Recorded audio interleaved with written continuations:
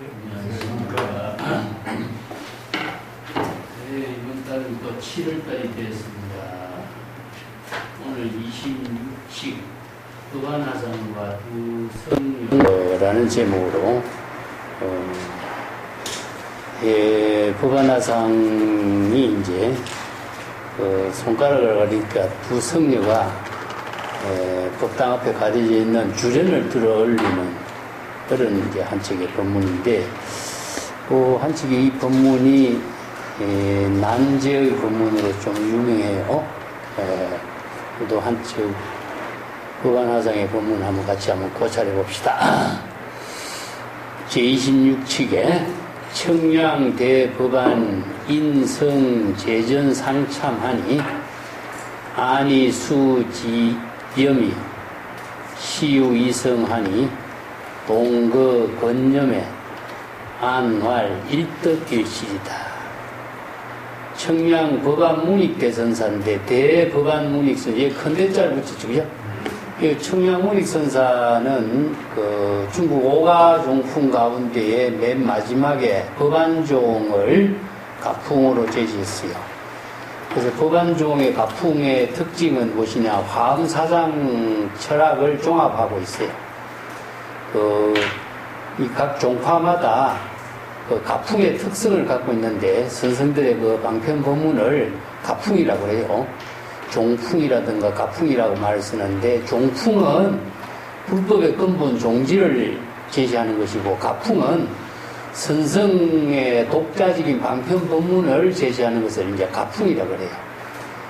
여기서 법안화상은 화엄의 유심의 사상이라든가 화엄 철학을 이제 선의 종지로 제시하고 있는 가풍을 설하고 있습니다. 청량문익선사가 인성재전상참하니, 이게 수행성들을 모아놓고 재전상참이라는 것은, 재라고 하는 것은 사시를 말하거든요. 이게 하루에 우리가 사찰에서는 사시에 항상 재를 올리는데, 재가 뭐냐, 공양을 올리는 거예요. 이 때문에 이 삼세 재불과 일체 수행성들에게 공양을 올리는 것을 재라고 하는데, 수행성들이 식사하는 것도 전부 다 재밥이라고 그러죠. 재밥.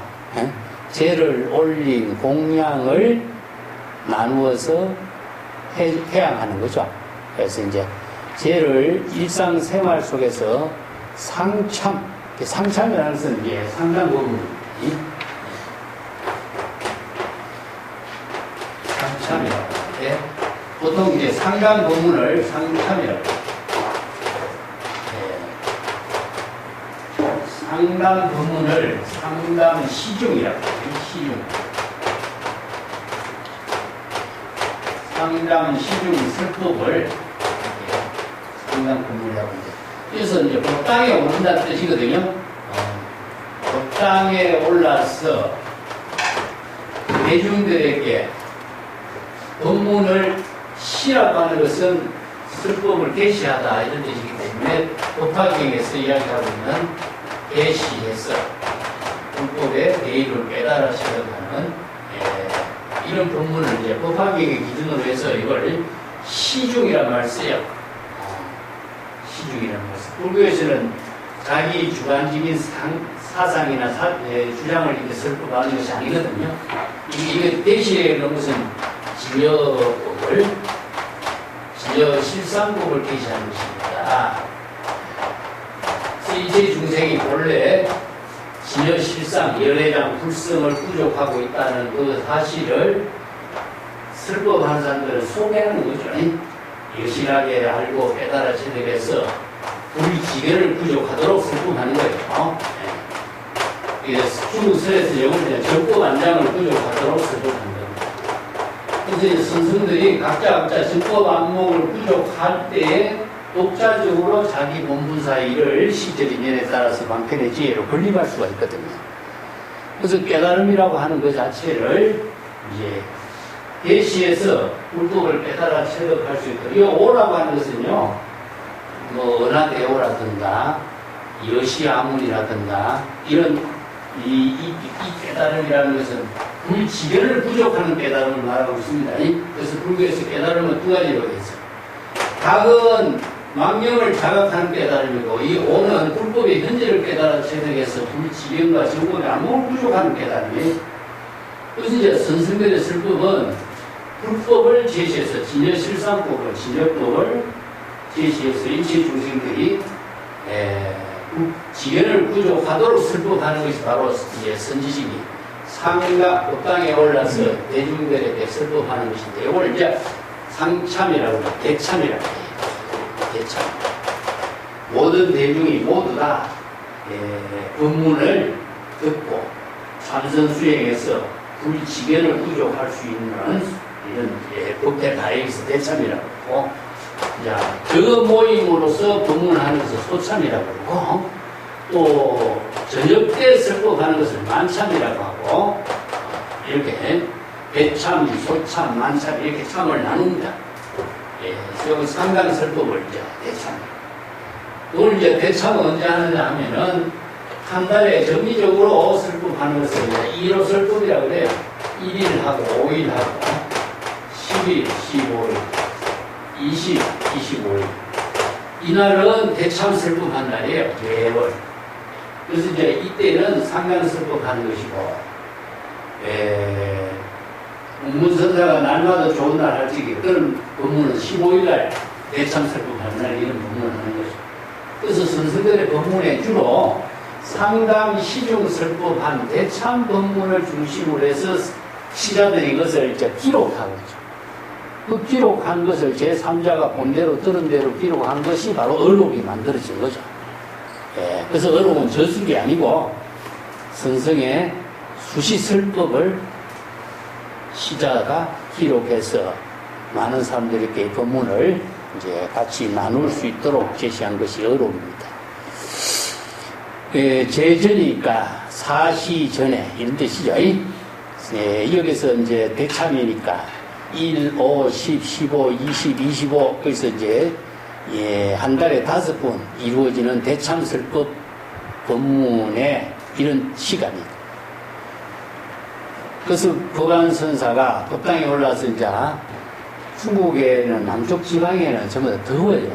덥기 때문에 이렇게 주전을 걸치셨습니다. 이거 우리나라에서는 여름에만 주전을 많이 설치하지만은 이제 중국이라든가 남쪽 지방에 가면은 항상 대나무로 발을 엮어갖고 이렇게 커튼식으로 이렇게 내려놓는 거죠.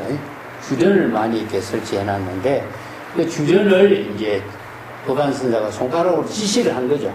말 한마디 하지 않고 법상에 앉아서 손가락으로 주전을 앞에 지시하니까 법안선사의 손가락 지시를 받고 어떤 두 성녀가 일어나서 동시에 주전이 있는 곳으로 나아가서, 그러니까 문 앞에 주전이 있는 곳으로 나아가서 동거건념이란 동시에 두 성녀가 주전이 있는 곳으로 가서 동시에 주전을 말아 올렸다 이 뜻입니다. 건념이라는 것은 이게 두 성녀가 주전이 크니까 혼자서 말아 올리기 힘드니까 이제 두 성녀가 가서 양쪽에서 주전을 말아서 이렇게 올린 것을 요게 두 성녀가 법안선사의 주전을 지시하는 손가락으로 지시하는 것을 보고 두 성녀가 가서 주전을 말해오는 걸 보고 법안선사가 일득일시다. 한 사람은 얻었고 한 사람은 잃었다. 이렇게도 번역해도 되고 하나는 얻었고 하나는 잃어버렸다. 이렇게 번역해도 되고 일득일시를 하나는 얻고 하나는 잃어버렸다. 이렇게도 봐도 돼요.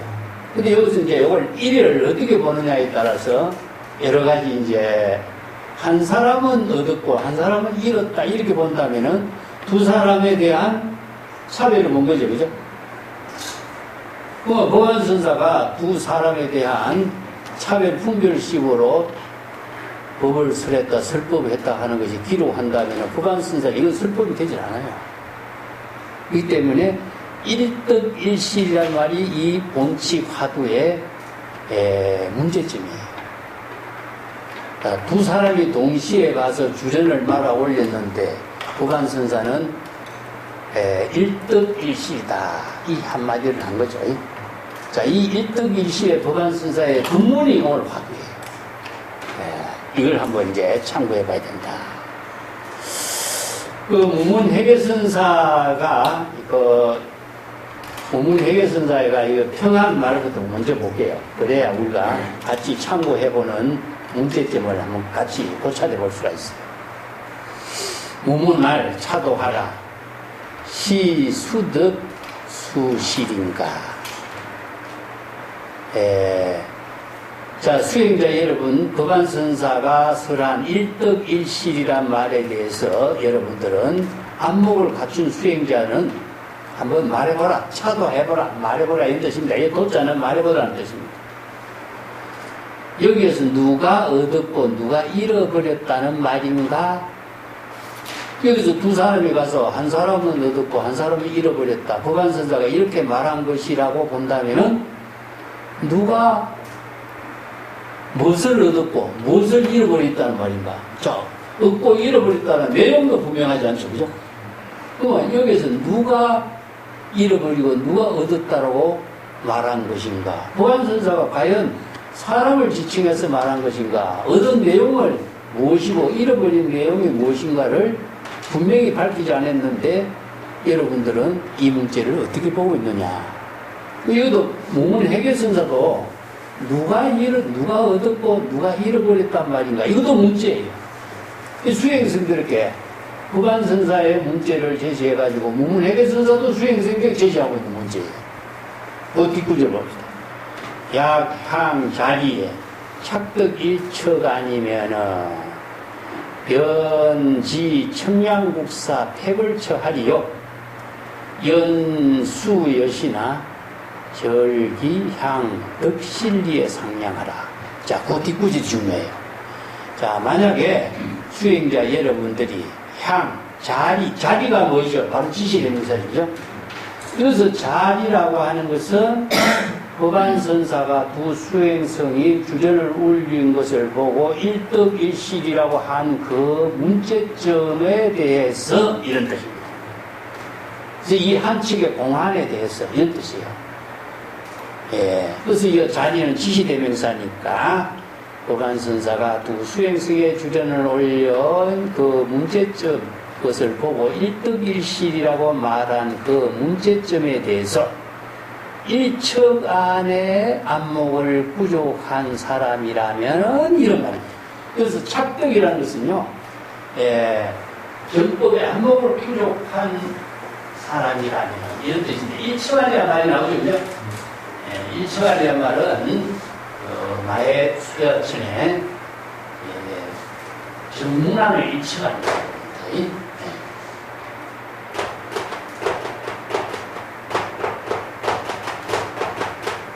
나의 수라천에 그 눈은요, 뭐 중앙에 하나 있어요. 그래서 이걸 이제 일척안이라 그러는데, 눈이 두 개 붙으면은 이제 두 가지 눈으로 이렇게 보는 것이지만, 일척안은 불이의 눈이죠. 그래서 이제 진여 일심의 지혜를 부족한 것을 일척안이라고 그러는데, 불이의 정법의 안목을 부족한 눈이다. 그래서 이걸 정법의 안목의 눈이다. 정법의 안목으로 비교해요.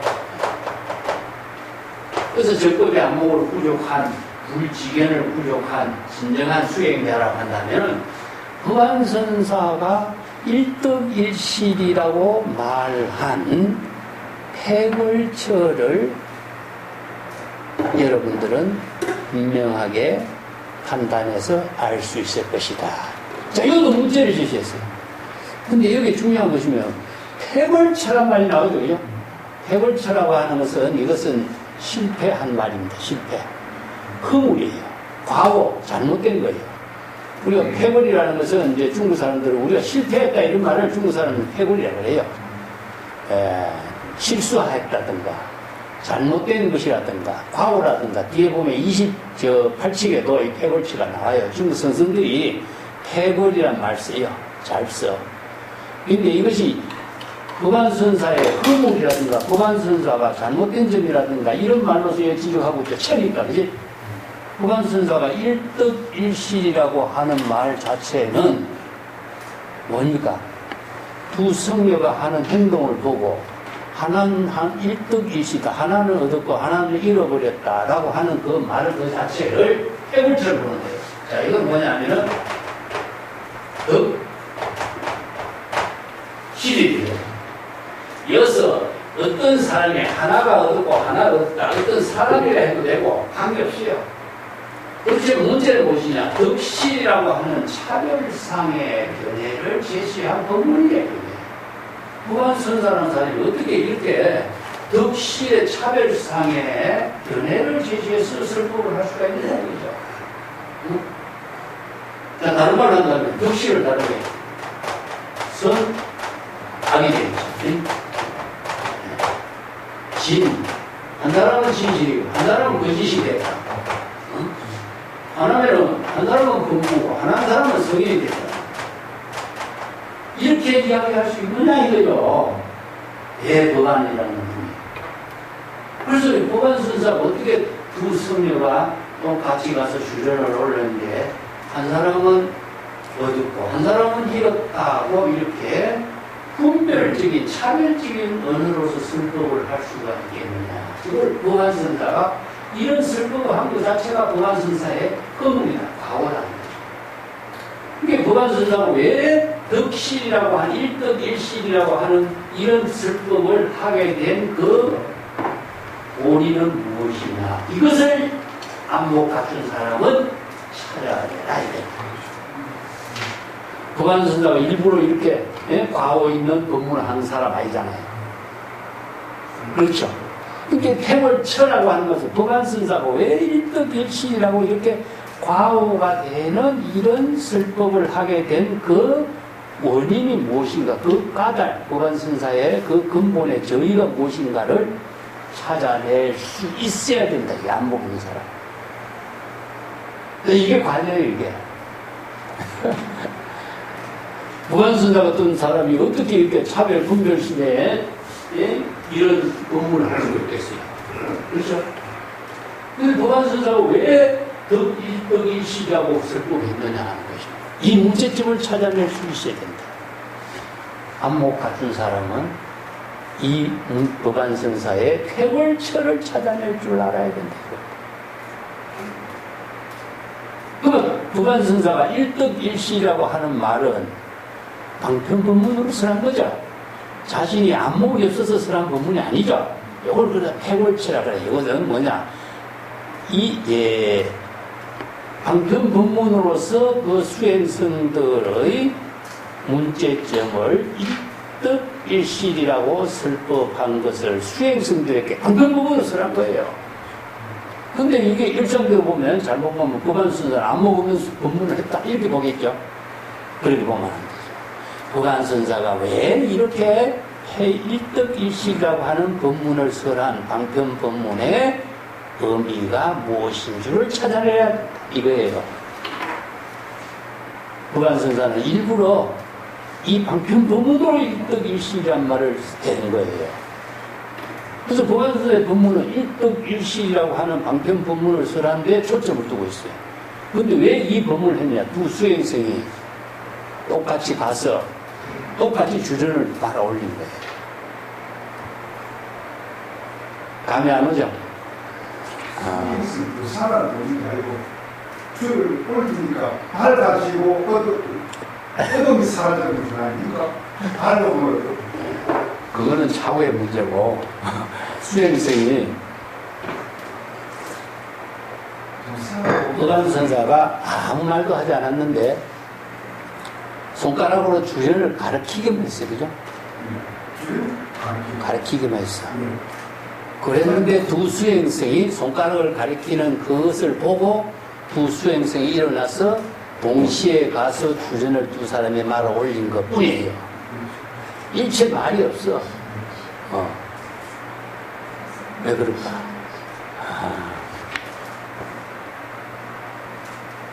자, 여기 문제점이 무엇이냐 하면은 법안선사가 주전을 지시한 것에 두 수행승들이 각자 자기가 법안선사의 손가락을 지시한 것에 대해서 자의적인 망심을 느낀 거예요.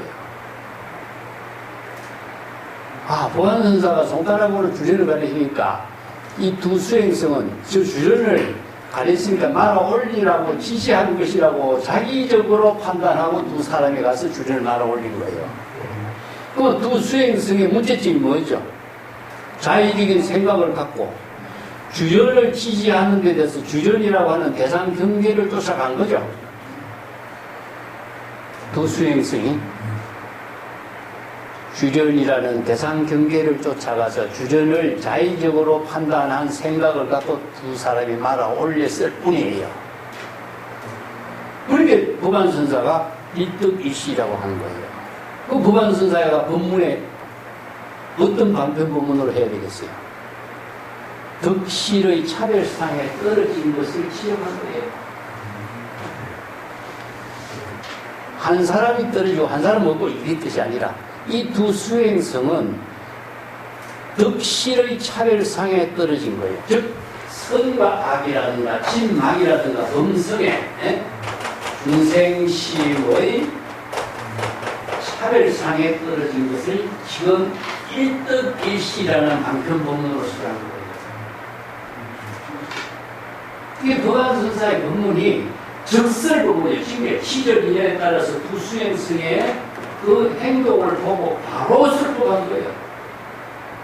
그것을 대중들에게 덕실의 차별상에 떨어진 것, 자의식으로 대상경계를 분별하는 망명을 일으켜서 차별상에 떨어진 것을 지금 설법합니다. 근데 안목 갖춘 사람은 이 문제점을 이겨내기로 가요. 무문행에서도 지적하는 거예요. 대개의 사람들이 보면은, 손가락으로 지시하니까, 법안선사가 저 주전을 말아 올리라고 지시한가 보다, 이렇게 생각하겠죠. 그죠? 자의적인 생각이잖아. 주전이라는 대상 경계를 대상으로 분별하고 대상 경계에 맞추어서 자기가 행동하는 것 자체는 중생심이 작용이잖아. 이런 점들이 보면은 일상생활 속에서 항상 찰나찰나 일어나고 있는 거야. 그래서 법안선사가 이걸 패골처라고 이야기하는 이유가 뭐냐면은 법안선사가 어떻게 덕실이라고 하는 차별 분별심을 가지고 한 사람은 어떻고 한 사람은 이렇다고 이렇게 설법을 할 수 있는가 이거죠. 그렇지만은 중생의 진실상, 중생의 실상을 바르게 보고 바르게 깨달아서 바르게 깨달아 제시할 수 있도록 설법한 것이 법안의 자기신이라는 거죠. 여기 패골처라. 일부러 자기 가오를 뒤집어 쓰면서 자신의 허물을 뒤집어 쓰면서 설법을 하는 거예요. 이게 패골치는 거예요. 이 때문에 이게 중생의 세계의 재불열애가 철렴상중이라고 그러잖아요. 진흙통에 자기가 뛰어들어가서 이거 화강동진이거든요. 중생과 똑같은 경지에서 중생의 세계의 진실상을 바르게 제시하는 것이 바로 재불의 설법이에요. 나는 차원 높은 경지에서 설법하는 게 아니에요. 중생의 세계에 같이 함께 안에서 설법을 하는 게 이게 바로 행화. 이 동사석인과 동시에 화강동진이고 철연상정인 거예요. 그래서 법안의 안목의 그 수행성들이 대상 경계에 떨어져서 덕실 올리고 내리고 하는 대상 경계를 차별 분별하는 데서 망상을 갖고 자의적으로 판단해서 자의적으로 행동하는 그게 중생심의 문제점들을 그대로 자각하도록 설법한 거예요. 이 패벌처라. 이게 무문회계선사의 안목이 얼마나 뛰어나. 무문회계의 안목이 없으면은 이런 공안을 우리가 바르게 판단해서 보는 안목이 만들어지지 않는 거예요.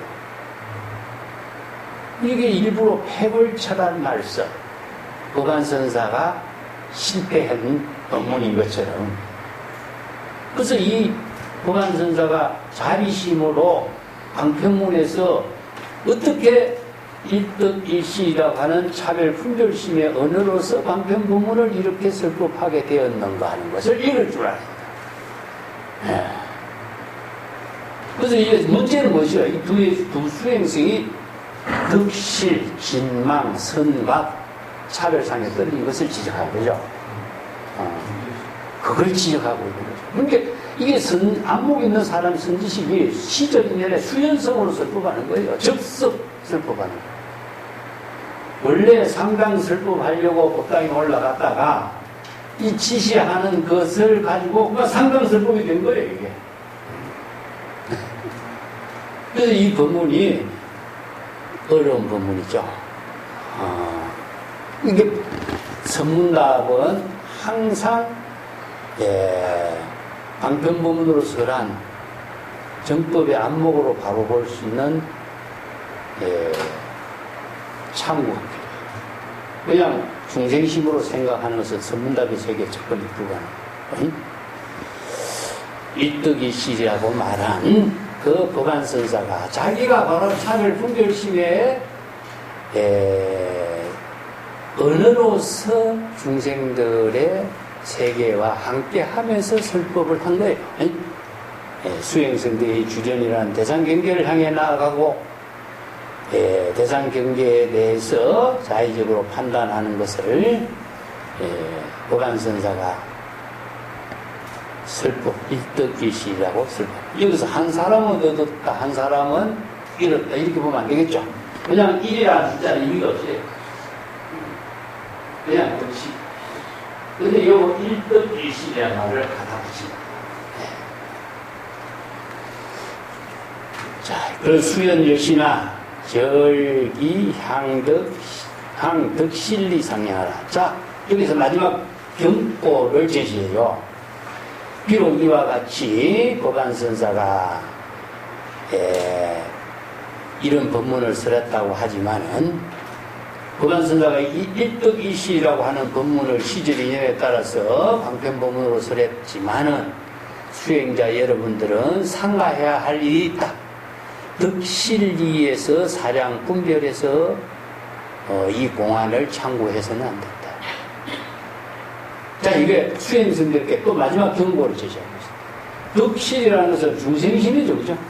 중생심으로 사량 분별하는 것은 참선 수행입니다.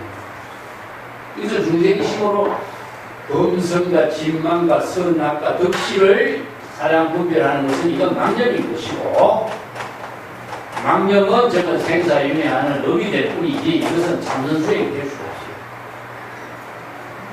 그래서 덕실이라는 차별 분별심을 모두 다 함께 비우고 진여이심의 지혜로 여겁하게 참고해야지 덕실이라고 하는 법안선사의 이 법문을 중생심으로 참고해서는 안 된다 이런 말입니다. 자의식의 중생심으로서 대상경계의 어느 문자를 분별하는 것이나 주변을 대상경계로 판단해서 올리는 것이나 똑같아요.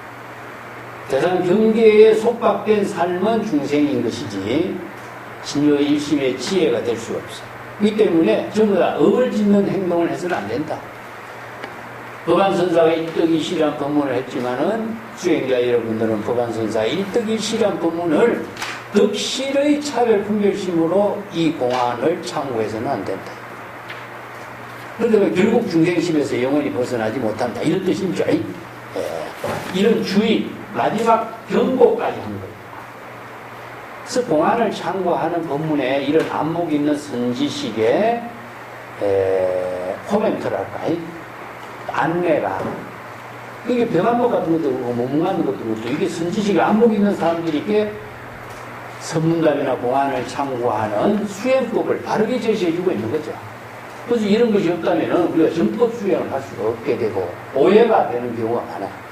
이 바로 이것을 한자로만 이해한다면 많은 사람들이 오해하는 경우가 얼마나 선시를 일반의 시로 같이 이해한다면 전부 다 차별, 분별, 감정으로 선시를 이해하거든요. 그러면 선시와는 전혀 다른 시가 선시가 되어버리겠죠. 마찬가지입니다.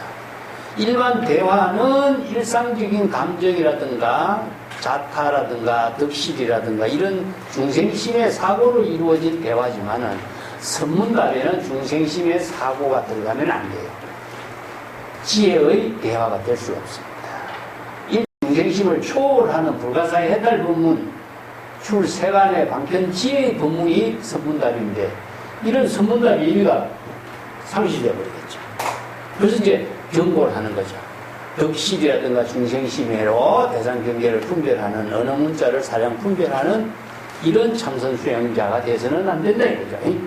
그 법안선다가 일득일시라고 하는 이런 단편 법문을 써했지만 그것을 중생심으로 사량 분별하는 참선 수행을 해서는 안 된다. 이 경고하는 거예요. 네. 자, 뒷장에 넘어갑니다. 개송이 뒷장이 있어요.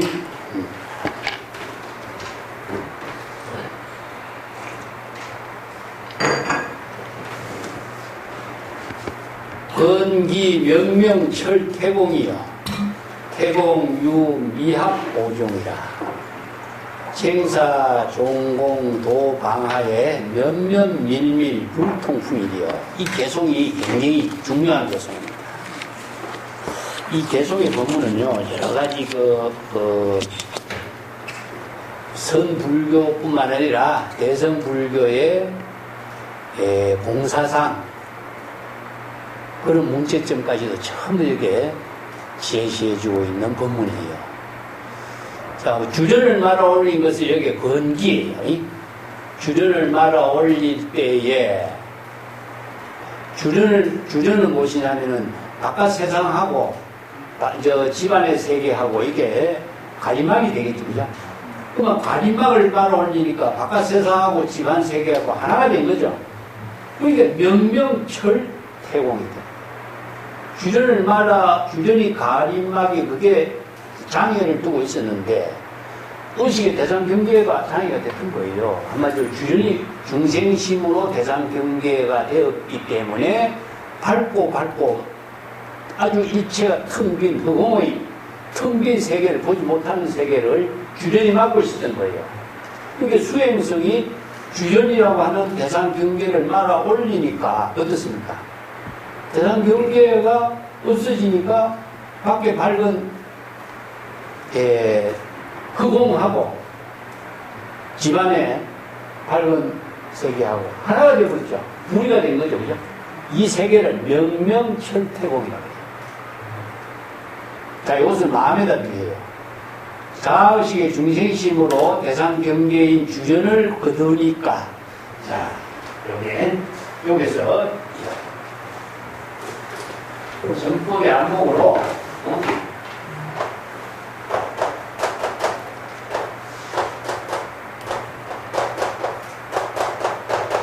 진여일심으로 대상 경계를 다 비우니까 덕실이라든가 여기서 이제 주련이 있다.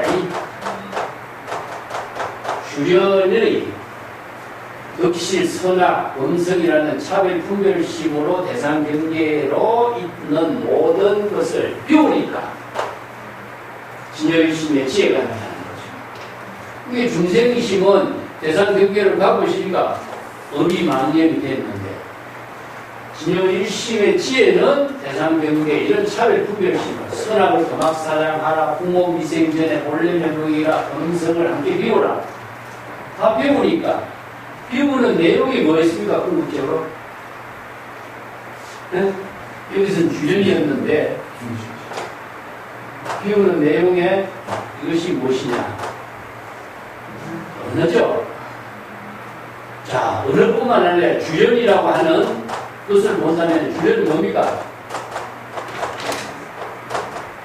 명상이죠.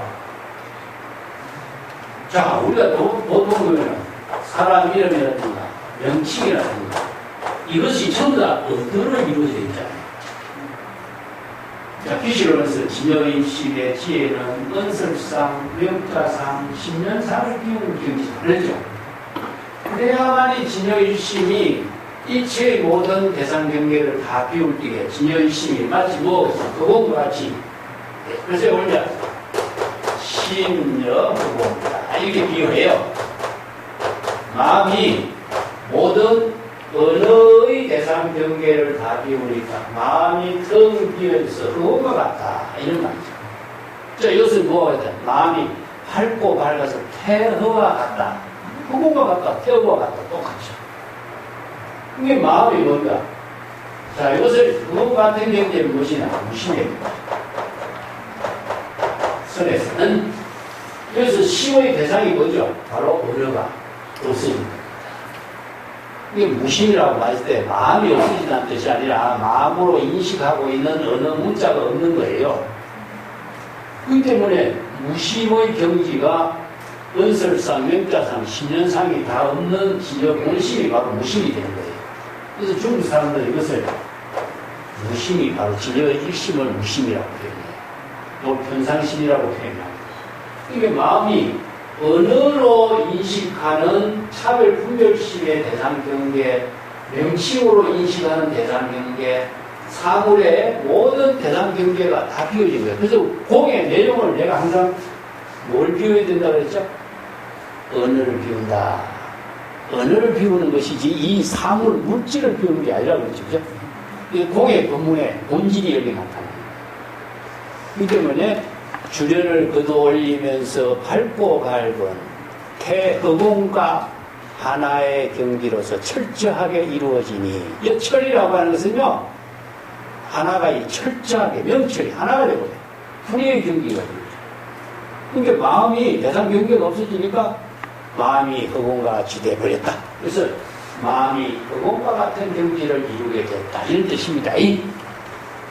근데 여기 두 번째 개성은요, 태공유 미합 오종이요. 태공, 허공입니다. 허공. 허공은 아무리 마음을 텅 비운 허공의 경지가 되었다고 할지라도 허공의 경지가 된 그 상태는 나의 종지와 하나로 개합된 것이 아니다. 왜 그럴까요? 여기에 아주 중요한 부분이 있어요.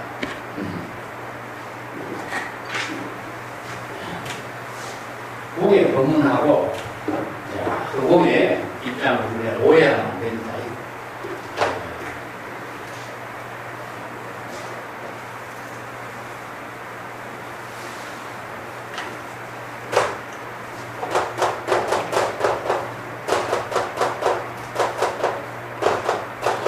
개성경전에 마음을 허공같이 더 비우란 말이 나와요.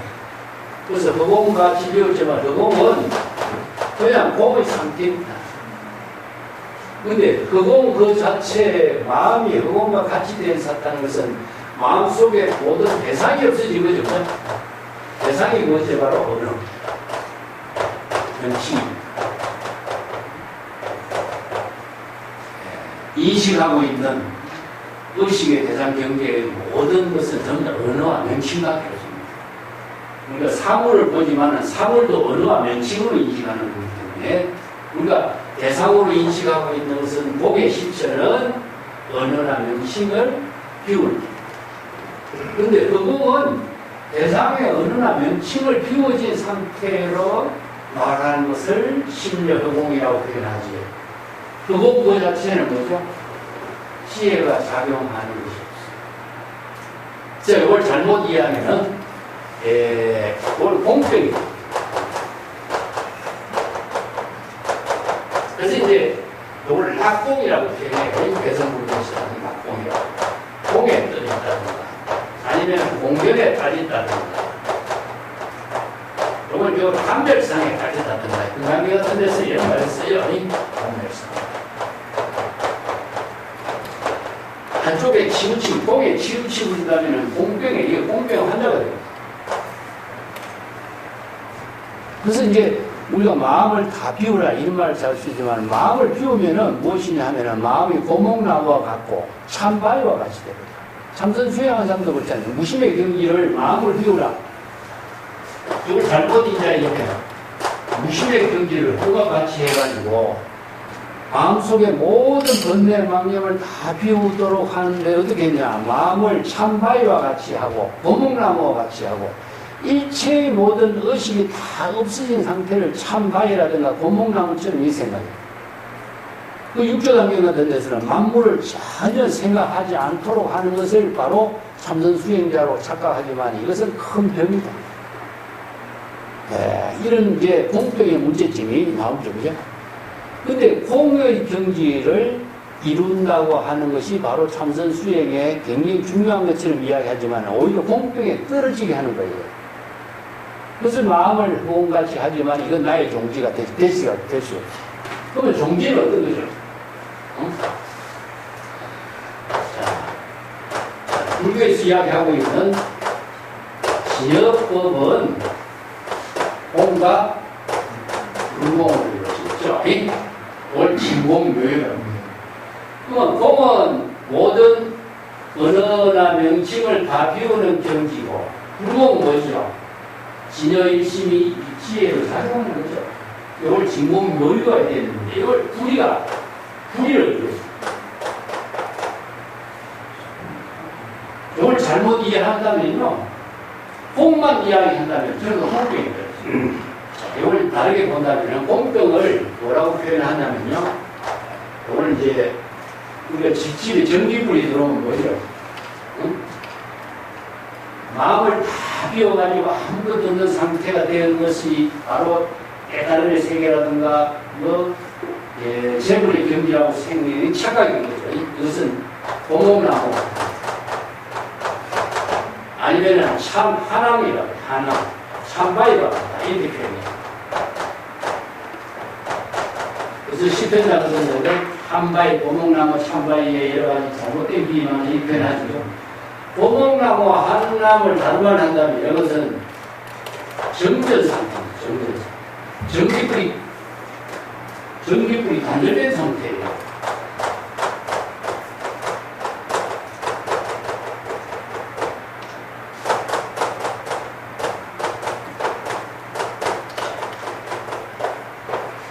정전 상태. 우리가 비유해준다면 지혜 방명이 없는 거죠. 그러면 중생심은 뭐죠? 중생심은 이것은 무전 상태예요. 무전. 아니면 방전이라든가 무전이라든가 방전이라는 것은 이것은 불이 일어나는, 화재의 불이 일어나는 원인이 되는 것이죠. 그렇기 때문에 고목나무라든가 공전이 된다든가 이런 중생심이 된다든가 두 가지 차이를 떠나서 진여법은 어떤 것이냐?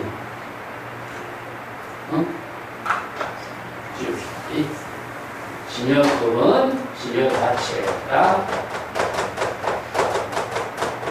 지혜로 작용하는 요령이 있어. 대승기시론을 지금 6가지 요약하죠. 대지혜, 강명, 변조법이, 진실, 식기, 상나가정이, 청량불변, 자제이, 네? 여러 가지 이런 자체죠. 진여 자체로 작용하고 있고 뭐냐? 다르게 한다면 자가 발전. 남의 입에 의존하지 않고 자기 스스로의 발전하는 힘을 가지고 있어요. 그게 뭐냐? 불공. 그래서 외부의 힘에 의존하지 않기 위해서 이체의 모든 은설상, 명자상, 신현상을 비우고 진여이심의 지혜로 시절인연에 따라 자기 본문사의 예의를 지혜와 자기로 공덕행으로 실행하는 것은 자가발전이에요. 이 진여 자체상으로 지혜가 작용하는 묘형을 이렇게 해요. 그렇기 때문에 이것이 바로 나의 종지지. 흑공처럼 아무것도 없는 상태가 종지에 되었다는 건 아니에요. 많은 사람들을 무심이라든가 흑공이 마음을 흑공같이 한다든가 고목나무와 같이 하는 것이 참선 수행이라고 착각하는데 이건 전부 다 선병이라든가 공병에 떨어집니다. 그래서 진여일심의 지혜는 대상 경계를 비우는 중생심을 비우는 것은 물론 진여일심의 지혜가 시절인연의 방편의 지혜로 자기 본문사의 공덕행을 실행하는 능력이 있습니다. 그렇기 때문에 발심수행과 방편수행의 힘이 부족되어야만 이 일을 할 수가 있는 거예요.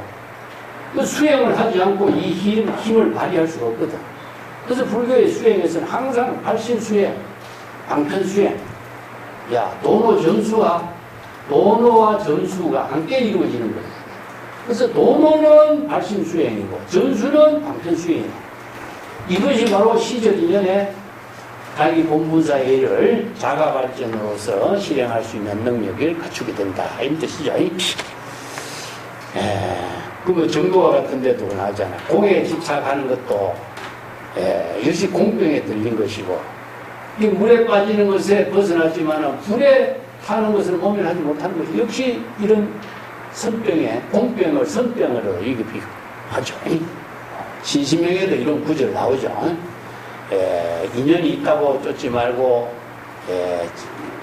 물론 이체 개공의 경지에 머물지도 말아요.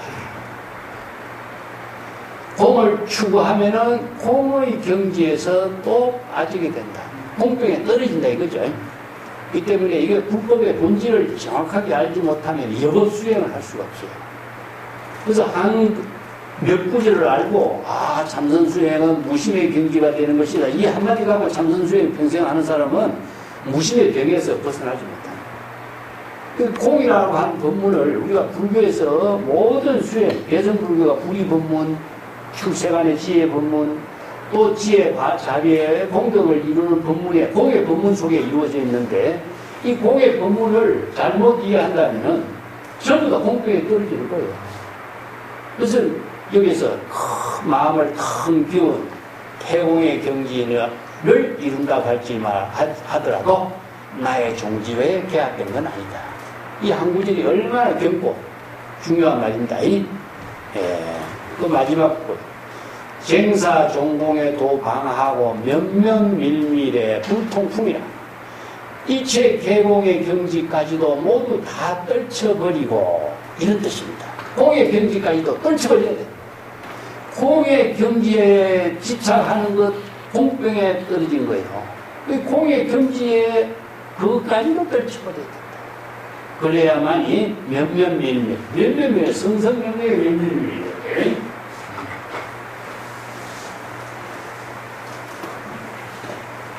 공병을 공병에 떨쳐버린 거예요.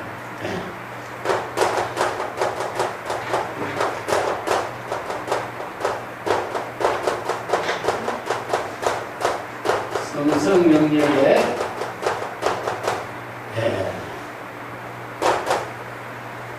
면면밀밀.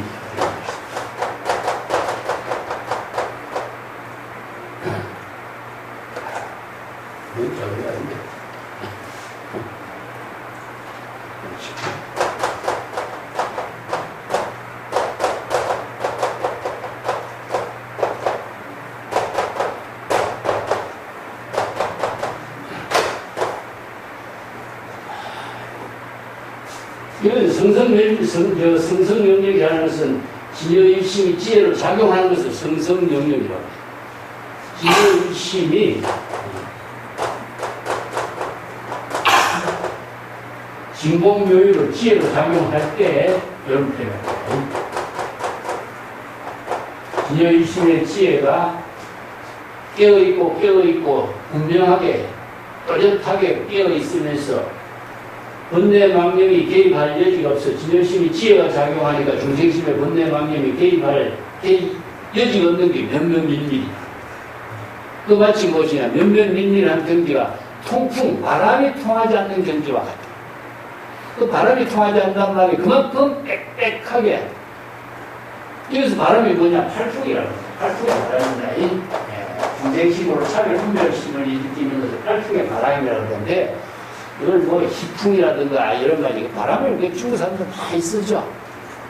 가을 바람을 건풍이라고 쓰고, 감정의 바람을 희풍이라고 쓰고.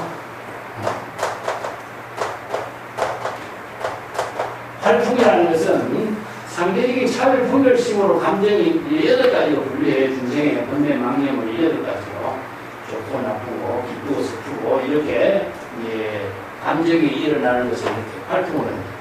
여기서 중생심의 번뇌 망념의 감정의 바람이 통과할 수 없을 만큼 밀밀밀 빽빽하다는 거죠. 그러니까 지혜심의 지혜가 작용하니까 빽빽하게 밀밀밀이 되는 것이, 지혜가 작용하지 않는 경지에서는요, 텅 흑원같이 텅 비어있다면 모든 게 다 통과하지 못해요. 그렇죠? 이게 바로 텅 빈 상태는 모든 것이 다 수용되지만 지혜가 작용할 때는 면면밀밀이 됩니다. 그래서 팔풍에 망념의 바람이 개입할 수가 없는 경지가 이루어진다. 이렇게. 공의 경지까지도 떨쳐버려야 지혜가 작용하는 묘용이 이루어진다. 그걸 진공묘유라고 합니다. 이런 공의 법문에 굉장히 중요한 내용을 여기에 쓰라고 했기 때문에 공의 법문을 함께 이해할 내용이고, 이 때문에 공이라고 하는 것도 실체가 있는 건 아닙니다. 뭐와 같으냐? 그 공에 핀 꽃과 같은 것이고. 그래서 불교에서 이야기하고 있는데 심려 허공이요, 이런 말도 마음이 허공인 것 같다 하는 것은 마음의 일체 대상 경계를 다 비우는 것을 말하는데, 화나와 같은 것이 실체가 없잖아, 그죠? 거울에 비친 영상도 실체가 없고, 물속에 비친 달도 실체가 없고, 어느 문자로 쓰라고 있는 내용이 다 실체가 없기 때문에 그걸 공이라고 표현해요. 근데 그 공의 내용의 본질을 잘못 이해한다면 공이 최상의 경지고 깨달음의 세계인 것처럼 착각한다면 공병의 환자가 된다. 그래서 공병의 환자는 전공견례는 본치기 어렵다. 그래서 유마경에도 공병의 치료, 공병까지 비우지 않으면 공병은 치료할 수가 없는 거예요. 이런 법문들이 이제 그게 선성들의 법문에는요, 대성불교 경전에서 설하고 있는 법문의 내용을 이 4개의 개성 속에 다 응집해버려요. 그래서 4개의 개성 그 가운데 풀어내면은 뭐 관양경에서 설하고 있는 법문이 여기에 다 나타나요. 그래서 중국 선에서 뭐 정도라든가 신신명 같은 데서 이것을 요약해서 설하고 있습니다만은, 그런 법문들하고 선생들의 어록에서도 이렇게 정리해서 새롭게 각성시켜주는 개성으로 제시하고 있습니다.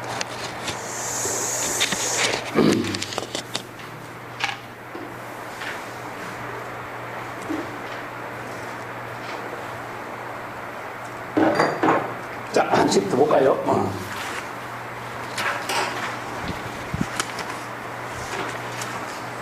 자, 27칙을 한번 더 봅시다. 27칙은 다시 또 제목을 써서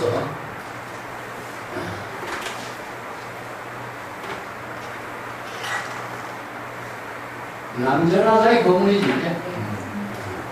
이 법문이 참 중요한 법문인데,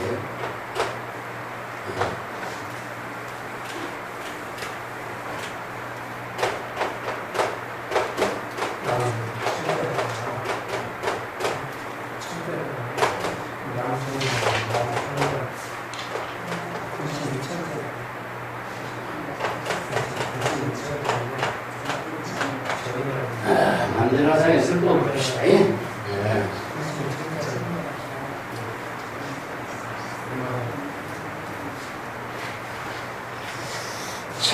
남전화상의 법문으로 불시신불 이렇게 제목을 붙였는데, 본칙을 붙으면 읽어보겠습니다. 남전화상인 성문은 환유불여인 설저법마. 남전화상이 어떤 수행성이 이런 질문합니다. 사람에게 설할 수 있는 법이 있습니까? 이런 뜻이죠. 도리어 사람을 위해서 설할 수 있는 법이 있습니까? 사람에게 설할 수 있는 법이 있습니까? 이런 뜻이죠. 자, 보통 설법이라는 것은 사람들에게 설법하는 것이 설법의 본문인데, 사람들에게 설할 수 있는 법문 있느냐? 남전선사는 있다. 그렇게 돼야 돼요. 그 스님은 여하시 불여인 설저법이요. 사람에게 설할 수 없는 법입니까? 그 남전선사가 불시심, 불시불, 불심입니다. 자, 여기서 마음도 아니고 부처도 아니고 이건 중생도 아니다. 사물도 아니다. 이건 물은요, 중생이라고 봐야 돼요. 중생. 이 말의 법문의 핵심은요, 한경에 소재를 두고 있는 말이거든요. 한경의 법문이, 오늘 이 법문을 하려면 좀 여러 가지 법문을 같이 공부해야 되는데,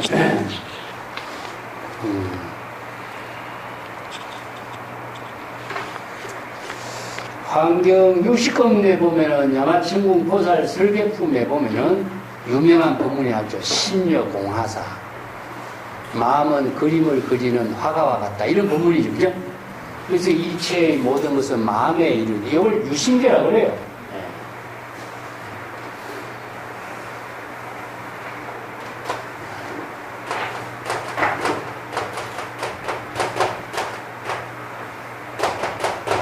그래서 뭐 일체의 모든 법은 마음으로 이루어졌다 이런 말을 보면은 일체 유심조 법문 나오죠, 그죠? 일체 유심조 법문도 여기서 나오는데 여기에서 심불급 중생 시삼일 심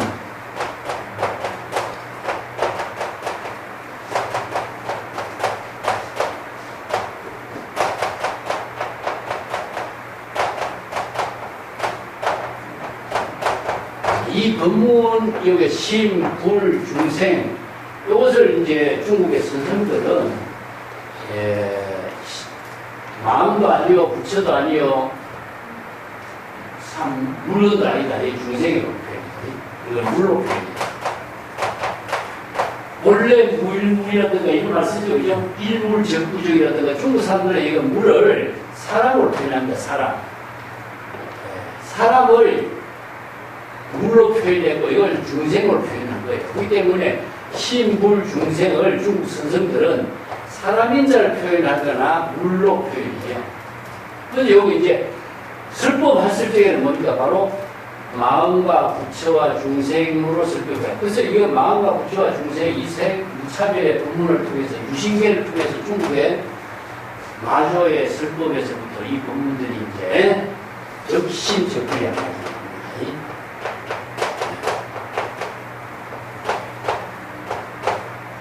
적신적불. 다음에 비신. 이게 중국의 조사선의 이제 핵심적인 법문이 중국의 경전의 법문을 중심으로 해서 전부 다 심지 법문으로서 마조의 설법이 조사선의 새로운 법문으로서의 뭐랄까 출발점을 지십니다. 그래서 여기 남전선사의 법문도 남전선사가 마조의 제자거든요. 마조의 법문을 중심으로 해서 지금 다시 자기의 법문으로서 재편한 거예요. 그래서 마조선사의 제자, 보고선사든가 보력선사든가 남전이라든가 모든 마조의 제자들이 마조의 이 법문을 중심으로 해서 독자적인 방편법문을 다양하게 살펴주세요. 이걸 이제 여기 법문에 나와도 울시, 심,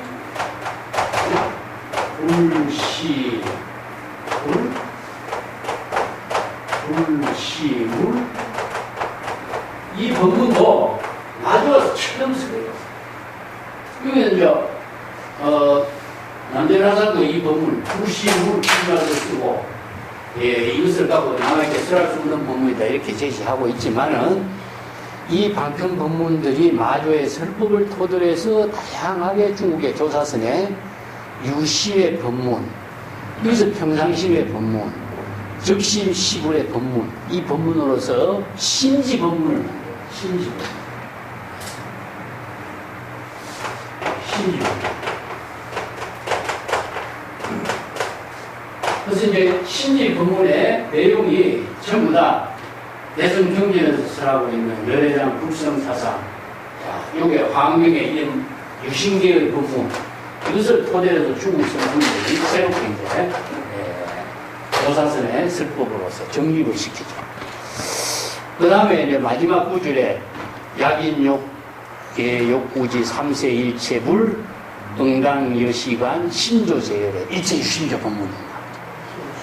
80권 하안경에서 일체유신조고 60권 하안경에서는 신조제열이라는 말이 있어요. 그러니까 여기 적심식불이 바로 이 마음이 바로 부처다. 이 말은 마음으로 제 열애를 만든다. 이런 법문이 이제 신조제열인데 내가 자주 이야기했지만은 마음이 부처로서 작용이 되도록 하는데 마음이 그냥 부처가 안 되죠. 그래서 이 우리 하안경 법문을 우리가 오랫동안 공부를 해도 이 개성은 잘 알아.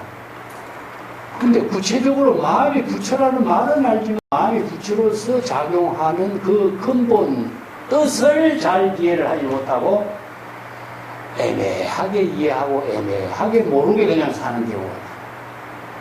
이게 철저하게 자기가 사유해서 그 본질을 그 지혜로 내 마음이 바로 부처의 지혜로 작용이 될 수 있도록 하는 힘을 갖춰야 되는데 말은 하는데 내용을 모르는 경우가 많아요. 그리고 또 하나가 문제점이 무엇이냐면 이 부처라고 하는 말 한마디가 부처를 존재로 보여야 되느냐, 부처라고 하는 존재를 우리가 부처가 된다, 부처님이 된다 하면 부처님이라고 하는 존재가 되지. 그 마음이 어떻게 부처님이 되겠어요? 경계의 법문을 우리가 많이 알고 있지만은 내가 이렇게 꼬집어놓으면 다시 한번 재고해보는 문제가 나오죠. 마음이라고 하는 것도 사실상 임시방편의 언어죠. 부처라고 하는 말도 임시방편의 언어예요. 중생이라는 말도 그렇습니다. 일체의 모든 것은 임시방편의 언어로 설해놓은 말뿐이지 마음의 실체도 없고 부처의 실체도 없고 중생의 실체도 없어요. 실체도 없는 존재를 어떻게 존재로 되도록 이야기할 수 있느냐는 거죠. 안 되겠죠. 그렇다면 마음이 부처가 되고 중생이 된다라고 하는 그 말은 과연 어떤 의미냐 하는 거죠. 근데 마음이 부처가 되고 중생이 된다. 하지만 이 셋은 전혀 마음과 부처와 중생은 차별이 없이 이루어지고 있는데 어떻게 이루어지느냐. 이 법문의 토대를 두고 마음도 아니고 부처도 아니고 중생도 사물도 아니다라고 하는 법문이 토대가 되는 거예요. 그렇다면은 이런 모든 방편 법문은 언어로 이루어집니다. 언어는 실체가 없는 것이죠. 마음이라고 하는 건 임시방편의 언어이고 부처라는 것도 임시방편의 언어고 중생이라는 말도 임시방편의 언어일 뿐이지 중생의 실체가 없는 거죠. 그렇기 때문에 언어는 실체가 없어요. 실체가 없는 것을 어떻게 부처라는 존재로서 이루어진다 할 수 있느냐? 없죠. 자, 그렇기 때문에 마음이 부처의 지혜를 이루고 마음이 중생의 번뇌 망령을 일으키고 이런 말은 되겠죠. 그렇게 우리가 경계를 번역할 어떻게 마음이 부처님이 된다든가 부처님이라든가 이렇게 번역한다면 존재가 되는 거잖아요. 마음이 부처다 이렇게 이야기하는 사람도 부처를 존재로 다 이야기하잖아요. 그렇기 때문에 이런 말을 우리가 알고 있지만 내용을 모르는 거예요. 사실상 말은 그냥 쉽게 들은 말을 듣고 이렇게 남의 말 정부형이라고 녹음기로 듣고 녹음기로 뱉어내는 말을 하지만 본인에게는 아무것도 몰라. 그리고 모르면서 그냥 아는 척하고 평생 살아버려.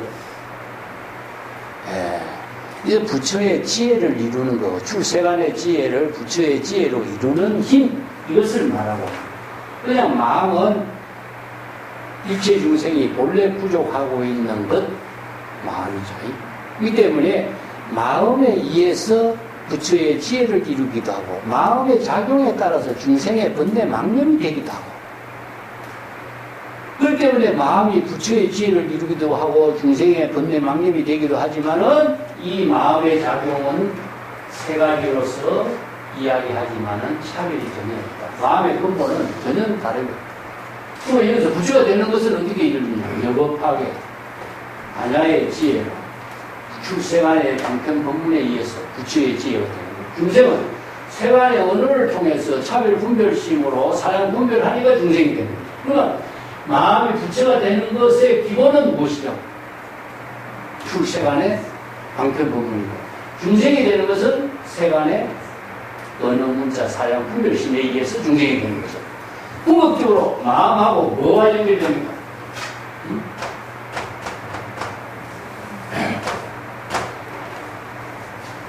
마음이 출세간의 언어에 의해서 부처가 되고 부처의 지혜를 이루고 마음이 세간의 언어에 의해서 중생이 되는 거죠. 그래서 불교가 출생안의 지혜를 이루도록 방편법문, 불이법문을 쓰라는 거예요. 중생의 언어를 사용하지 말고 출생안의 방편법문을 통해서 출생안의 지혜로 부처의 지혜, 자비의 공덕행을 이루도록 경전의 법문을 쓰라는 거죠. 그런데 단순히 부처가, 마음이 부처가 된다, 마음이 중생이 된다, 이건 의미가 없는 소리예요. 말은 아는데 내용을 모르는 거예요, 사실은. 한마디로. 그렇게 우리가 공부해오고 있는 거잖아요. 그런 점들을 불법 공부의 본질로 생각하면 안 된다. 그래서 이 남전하상의 법문하고 이게 수행성의 직문은 무엇이냐, 이런 형전의 법문을 우리가 언어로 이해하고 뭐 객관적으로 지식으로 이해하는 차원이 아니에요. 우리들이 지금 여기서 지혜로 이루어지는 법문으로서 이 본질을 정확하게 설법해 주세요. 이 법문을 바르게 한번 자각할 수 있도록 제시해라, 이런 뜻이에요. 근데 이 법문을 처음 설한 사람 마저 도일선사입니다. 그래서 마저 도일선사가 자기 제자 보구자재선사를 지켜서 남양해중국사를 찾아가요. 남양해중국사하고 교류가 있어요. 그게 제자를 통해서 훌륭한 스승과 스승의 지혜를 서로 교류하는 이 법문들이 어느 게 자주 등장해요. 그래서 보구자재선사 남양해중국사를 멀리 찾아가니까 그대 요새 마조선사는 어떤 법문을 쓰라고 있는가, 이렇게 질문을 하죠. 우리 마조선사는 이제 적신적불이라는 법문을 쓰라고 있습니다. 그러면 또 다른 법문은 어떤 법문을 쓰라고 있는가? 비신비불이라고 또 쓰라고 있죠. 또 적신적불이라고 쓰라고 했는데 왜 또 비신비불이라고 쓰라지? 이런 말 하죠. 그래서 유명한 마조의 제자 대례법상선사가 산중에 언거하고 있는데 어떤 수행승이 찾아와요. 그게 요새 마조선사의 법문은 당신은 왜 여기에 마조선사의 어떤 법문을 깨닫고 여기 살고 있습니까? 함께 적신적불이라고 하는 법문을 듣고 나는 이 산중에 살고 있다. 요새 마조선사는 적신적불 법문 안 하고 비신비불 이야기 합니다. 그 노인네 또 요새 이상한 말 하고 있군, 그 말은.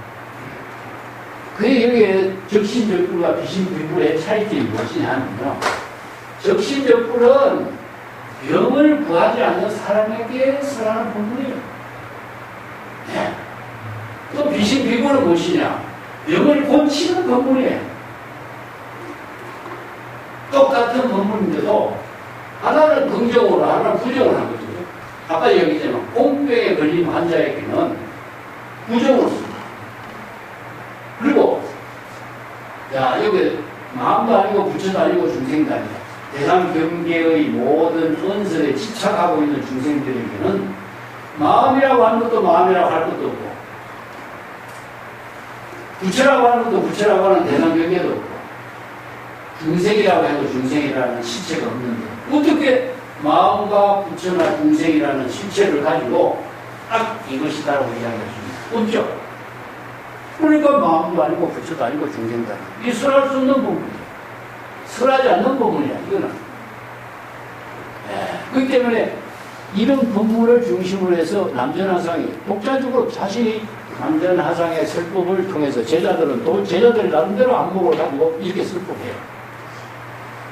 근데 무유정법이라 건강경이 나오잖아요. 고정된 설법이 어디 있어요?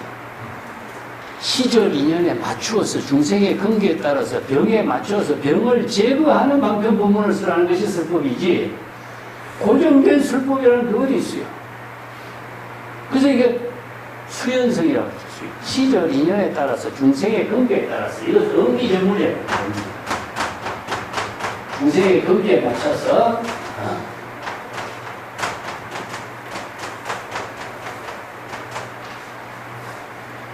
중생의 근기에 맞춰서 중생들을 제정한다. 여기서 물을 뭡니까? 바로 중생입니다. 자, 사람입니다. 사람. 이 때문에 이건 사람의 근기에 맞춰서 그 사람에게 필요한 방편법문을 시절 인연에 따라서 설법해 주는 것이죠. 그렇지만은 이런 것이 대상 경계로 분별하고 인식하고 있는 사람들에게는 이런 법을 설해서는 안 되는 거예요. 왜냐? 마음에 집착해버리고 부처에 집착하고 어떤 중생에 집착한다면 그건 슬법이 될 수가 없잖아. 이게 사람에게 설할 수 없는 것, 슬법해 줄 수 없는 법문은 무엇이냐? 집착하는 사람에게 차별 분별심을 일으키는 사람에게 이런 법문을 설해 줄 수 없는 거예요. 그래서 모든 경전의 법문은 다 시절 인연에 맞추어서 중생의 근기에 맞추어서 엄경요약을 설법하는 거죠. 설법이라는 것이 어떻게 고정된 설법이 있을 수가 없죠. 그래서 이 법문이 바로 환경의 여러 법문들을 토대로 해서 중국 선성들이 이렇게 새롭게 제시한 삼계는 허망한 것이요 오직 마음으로 이루어진 것이다. 삼계라고 하는 것은 중생이 인식하고 있는 모든 세계가 삼계잖아요. 그 중생이 인식하고 있는 대상은 뭡니까? 언어죠. 언어라든가 명칭이라든가 사물의 명칭, 언어를 중심으로 해서 모든 사물을 인식하고 있는 세계가 대상 경계로 분별하는 것이 바로 언어입니다. 언어. 근데 언어 그 자체는 하나와 같다, 거울에 비친 영상과 같다, 후공에 핀 꽃과 같다, 실체가 없어요. 그 때문에 거의가 실체가 없다, 허망한 것이다. 이게 삼계가 허망하다는 것은 중생이 생각하고 있는, 인식하고 있는 모든 대상 경계가 언어로 인식하고 분별하는 것이기 때문에 그 자체가 실제로 존재하는 것은 아니다. 우리가 무상이라고 한 말도 사실상 무상이라고 하는 것은 항상 그대로 존재가 존재로서 존재하지 않는 것이지만은 그것이 사물을 중심으로 이야기하는 게 아니에요. 인식을 중심으로 이루어져 있어요. 이 때문에 모든 것을 언어를 중심으로 해서 인간은 인식하는 것이고 사고하는 것이기 때문에 그 자체가 변하는 겁니다. 그걸 말하는 것이지 우리가 쇠라는 것은 황금이라는 것은 영원히 불변해요. 파괴되지도 않아요. 그걸 무상하다 할 수 있겠어요? 그렇죠? 그게 무상한 게 아닙니다. 우리의 의식 속에 인식하고 있는 대상 경계를 인식하고 있는 그 사물 그 자체가 무상한 거예요. 그런데 많은 사람들이 공이라고 하는 것도 이 물질이 공인 것으로 착각하고 있고 다이아몬드가 무상한 것이라고 착각하고 있는 거예요. 그 때문에 본질을 잘못 이해하고 비본질을 본질인 것이랑 착각하고 있는 거예요. 그런 점들이 지금 경전의 법문을 우리가 공부하는 사람들이나 어록의 공부를 잘못 이해하는 사람들이 너무나 좀 많은 것이죠. 그래서 남전선사의 법문하고 마조의 법문은요, 중국 선불교의 모든 근간이 되고 있는데, 그 칠판에 적어 있는 적심식불, 비심비불, 이 법문이, 물론 법화경에도 시심작불이라고, 이 마음이 바로 부처를 이룬다. 부처의 지혜를 이룬다. 시심작불이라는 말도 있고, 관무양수경에도 적심시불이라는 말이 있어요. 그런 말들이 다 있지만은 중국 선성들은 이런 대선 경전의 법문을 전부 다 심지 법문이에요. 심지. 심지가 무엇이 바로 우리 중생의 모든 마음의 근본, 이걸 뭐냐, 땅에다 드리는 법이 무엇이냐, 바로 전법으로 지혜의 법으로서 창조적인 삶을 이루게 하는 것이다. 그렇기 때문에 심지 법문이야말로 종합이에요. 그렇기 때문에 유심의 법문도 이 심지 법문으로 종합하고 있는데, 법은 무엇이냐 하면은 출세간의 지혜를 이루는 방편 법문을 말합니다. 부의 법문, 출세간의 지혜 법문, 이런 법문이죠. 그래서 부재심, 부재물, 부재물, 이 말도 전부 다 마조의 법문을 토대로 해서 이 남전 같은 이런 마조의 제자들이 이렇게 설법을 다시 재정립해주고 있다. 이렇게 이해를 하셔야 되고, 신불중생이란 그 말 자체는 언어뿐이고 실체가 없는 것이기 때문에 그것을 마음이라든가 부처라든가 사물이라든가 이것을 실체가 있는 것이냐 이렇게 설할 수가 있는 것은 아니죠. 그래서 우리가 건강경에 과거신 불가득, 현재신 불가득, 미래신 불가득이 나오죠. 우리 다음 책에 이 공부가 또 나옵니다만은 과거라는 시간과 마음이라는 거, 현재 미래라고 하는 시제를 중심으로 해서 마음 작용이라는 거, 이건 시제 인연의 과거, 현재, 미래라고 하는 것을 시제를 인연의 공간적으로 우리가 방편의 언어로 사용하는 것이지, 과거의 마음, 현재의 마음, 미래의 마음이라는 것이 어디 시간도 없는데 마음의 실체가 어디 있어요? 마음의 실체가 있다고 생각하는 것 자체가 착각이고 환상이고 전도몽상인 거죠. 이 때문에 이런 것에 마음이라는 글자 하나만 해도 마음의 모든 것이 근본이 되는 것인데도 그것이 지혜로 작용이 되는 힘을 제시하는 것이지, 이것을 마음을 근본이라든가 부처라든가 중생이라는 것, 실체에 있는 것으로 영혼이 되어버려요. 영혼. 그러면 영혼을 주장하는 종교와 마음을 내세우는 불교가 뭐가 다를 바가 있어요?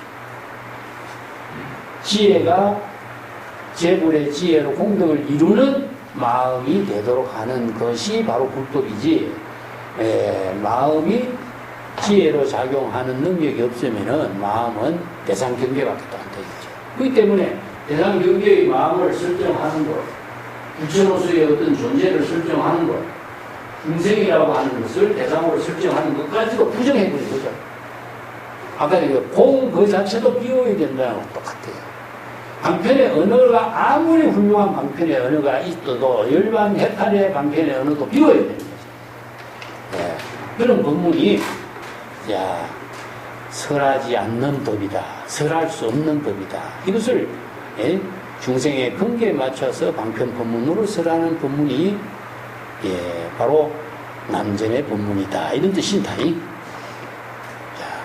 그 밑에 개성을 볼게요. 무문할 남전 피자 일문에 직접 취진 가사하고 난강 불소로다. 남전은 어떤 수행성의 설할 수 없는 부분이 있습니까? 라는 하나의 질문을 바꿔서, 피라고 하는 것은 받다니까 질문을 바꿔서 이런 뜻이죠. 곧바로 직득, 취라고 하는 것은요, 시험을 당하다, 헤아리다, 이게 죄다 이런 뜻인데, 집안의 모든 살림살이가 모두 다 시험을 당해버렸다. 남전선사의 살림살이에 정법의 안목을 부족한 살림살이를 시험을 당해 그런 꼴이 되었다, 이런 뜻입니다. 자, 여기 긍정적으로 부정적으로 적심시불이라든가 비심배불이라든가 부재심이라든가 불시법이라든가 긍정도 부정, 이 두 가지의 모든 살림살이를 긍정적으로 설법해야 되는 거, 부정적으로 병을 치료하는 설법이라든가 이런 설법까지도 모두 다 탕진하게 된 거죠. 그래서 난강불설하다. 난강불설하는 것은요, 빈털터리가 되어버린다. 형편없이 되어버린다. 빈털터리가 되어버린다. 이거죠. 자, 이것을 두 가지로. 하나는 긍정, 이게 이제 금리설법인데,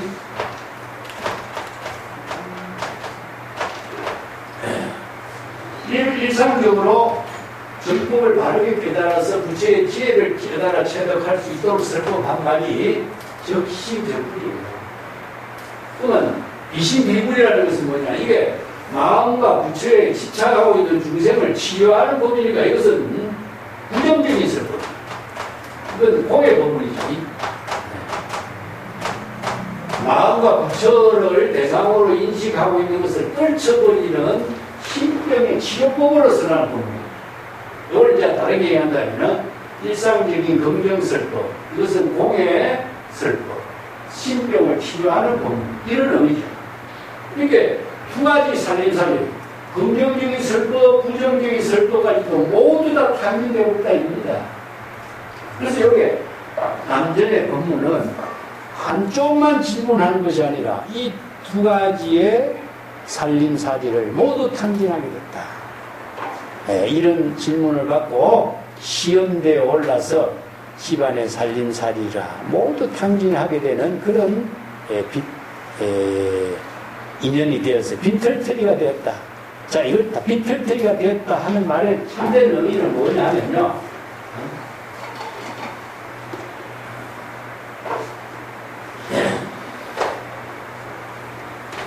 갑인입니다. 갑인은 청비가 성석의 살림살이면요, 청빈. 청빈이라고 하는 것은 공의 세계입니다. 공불. 진공 묘유의 지혜를 실행할 수 있는 능력을 진정 갖추고 있는 긍정적으로도 부정적으로 어떠한 사고에 따라서 의미적 중생의 거기에 맞춰서 자유자재로 설법을 하고 정법을 제시해서 바른 안목을 깨달아 체득할 수 있는 능력을 부족한 사람이 되었다. 이런 의미예요. 이거 부정적인 것이 아니라 부정에 의해서 절대 긍정의 세계의 남전의 살림살이를 이렇게 표현하고 있습니다. 청빈한 경지가 남전의 진정한 살림살이를 이루게 된 모습이다. 보통 사람들은 한쪽 부분으로만 설법했는데 남전은 긍정과 부정, 중생의 병까지도 치료해주는 방편부문까지도 잘 할 수 있는 이런 능력을 갖춘 사람이다. 이런 표현이죠. 그 두 가지 의미를 내포하고 있습니다. 그 뒤에 주에서도 내가 좀 언급을 했는데 그 뒤에 읽어보시고 자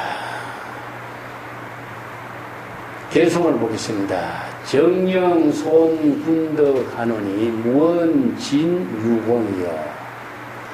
임종창의 변이나 종구리 분통이라. 자, 정령이라는 것은 아주 강곡하게 이런 뜻입니다. 뭐 곡을 정령이란 말 쓰기도 하죠. 정령, 강곡하게 부탁하노니 이런 의미죠. 군덕을 손상하다. 너무 친절하게 강곡하게 한다면은 그대의 덕을 손상하게 된다. 그래서 군이라고 하는 것은 뭐냐면은 본래 진여 법신을 여기서 지시대명사로 군이다. 여기서 훌륭한 군자의 의미로서 이 법신을 여기 군이라고. 너무 강곡하게 친절하게 대하면은 군자의 덕을 손상하게 되는 것이니 무언진유공이여 침묵을 지키고 말을 하지 않는 것이 진정한 공덕을 부족한 경지가 된다. 자, 이게 무공덕이라고 하는 말 자체는 공덕은 꼭 말로서 다 한다고 공덕이 다 이루어지는 건 아니다. 친절한다면은 오히려 공덕을 손상하게 된다. 말을 너무 지나치게 많이 해도 공덕을 다 손상시키는 것이다. 그러니까 무언진공덕이야. 무언의 경지가 진정한 공덕을 이루는 경지라고 할 수 있다. 무언의 세계가 어디죠? 무언은 불교에서 침묵을 하는 침묵. 그래서 유마의 우리 법문은 그 무언이죠. 무언과 동시에 무언 그 가운데 무진장의 공덕을 포용하고 있는 힘이다. 그래서 32명의 보살들은 우리 법문에 대해서 모두 다 말로서 설법을 했는데 유마에서는 뭐죠? 침묵을 했죠. 그죠? 왜 침묵을 지켰을까?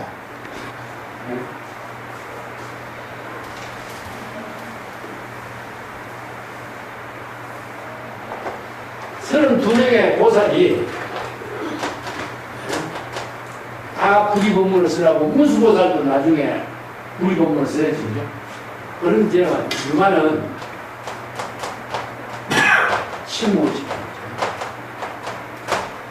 침묵은 바로 무언입니다. 무언.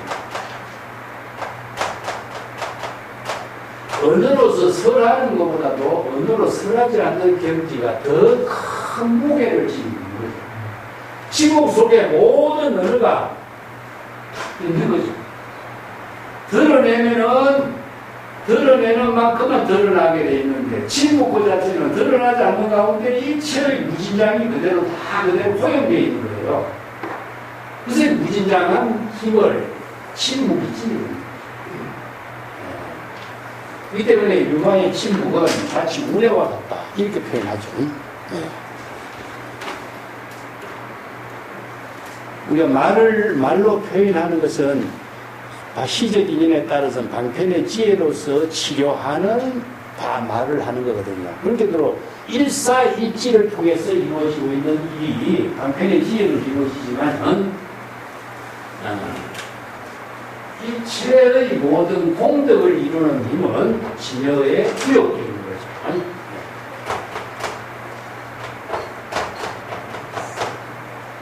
일사일지라고 해요. 이런 방편이. 일사는 무엇이냐? 시철인사죠. 그죠? 시적 인연에 따라서 시철인사로 이루어지는 것은 하나의 방편지혜를 이루어집니다. 그렇지만은 하나의 방편지혜로 이루어지는 것을 이제 수연성, 언기전무로서 수연성이다.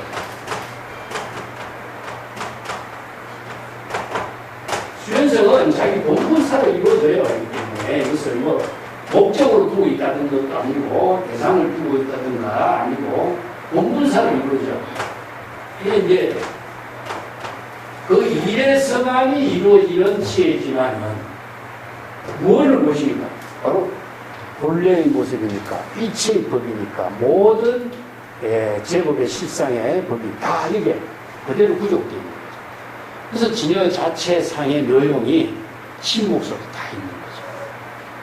그런 힘을 이제 유마는 침묵이란 말로서 불이 법문을 설했다.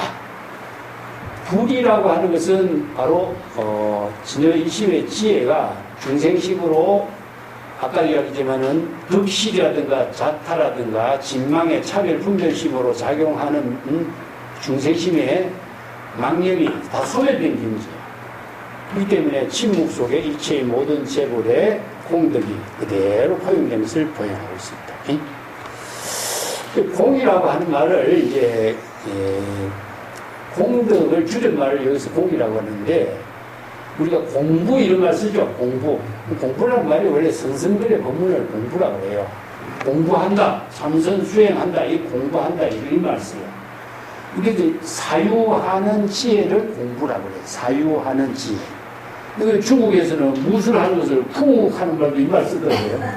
이게 자신의 독자적인 지혜로 자기의 본분사의 지혜로운 삶을 창조하는 힘을 공유하고 있어요. 그렇기 때문에 이것은 지혜와 자비의 힘으로 지금 여기 본문사의 일을 건립하는 것입니다. 인종 창해변이나 종불이 분통이요. 창해변이라는 것은 물이 바다가 변하고 산이 변하고 산천 초목이 다 변하고 바다가 변하고 육지가 된다고 해도 이런 말이에요. 비유로. 산전벽해가 된다고 할지라도 이런 말이죠. 이거는 뭐냐? 모든 존재가 대상 경계로서 시절 인연과 함께 변화를 이루고 하지만은 종불이익은 그대에게 불이분 진여의심의 지혜로 작용하는 법은 설하지 않는다. 본인이 각자 체득해야 될 법문이지 설법을 통해서 이루어지는 법은 아니다. 각자 스스로 자각하고 스스로 수행하고 스스로 공덕을 들여서 체득해야 될 법문이지, 아무리 어느 문자로 설한다 하들 그대에게 그 지혜가 이루어지는 법은 아니다. 그래서 설하지 않는다는 것을 바로 침묵이라든가 중국 선생들이 구성, 이렇게 전체를 설하는 것이라 조금만 설한다, 이런 말씀이에요. 조금만 설해서 나머지는 그대가 스스로 이 경계를 깨달아 체득하도록 하는 것. 이때 위해서 설하지 않는 법, 설할 수 없는 법은, 도움이 되지 않는 법은 설하지 않는 거죠. 그래서 여기에 또 마지막 개송에도 그대가 진정 스스로 깨달아 체득해서 법의 안목을 부족하고 방편의 지혜로 본부사의 삶을 살 수 있는 능력을 갖추도록 하는 것이 중요하지 내가 모두 다 설에서 다 제시하는 것이 중요한 건 아니다. 이런 의미를 내포하고 있습니다.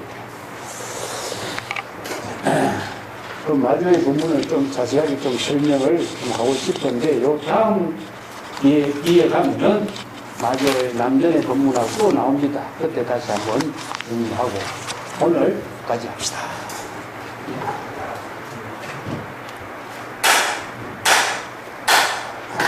자.